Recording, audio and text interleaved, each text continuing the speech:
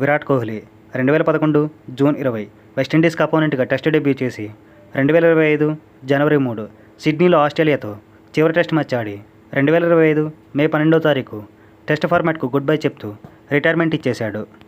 14 ఏళ్ల సుదీర్ఘ టెస్ట్ క్రికెట్లో 123 test matches, 210 innings, 46.85 average, 55.58 strike rate, 30 సెంచరీలు, 30 హాఫ్ సెంచరీలు, 7 డబుల్ సెంచరీలు, 2019 సౌత్ ఆఫ్రికాతో 254 టాప్ స్కోర్, 13 నాట్అవుట్స్, 15 డక్స్, 30 సిక్స్లు, 1027 ఫోర్స్తో 9230 రన్స్ చేశాడు. ఆస్ట్రేలియాతో టెస్ట్ సిరీస్ గెలిచిన మొట్టమొదటి ఇండియన్ కెప్టెన్గా విరాట్ కోహ్లీ నిలిచాడు. 2018-19 సిరీస్లో ఈ ఫీట్ని అచీవ్ చేశాడు.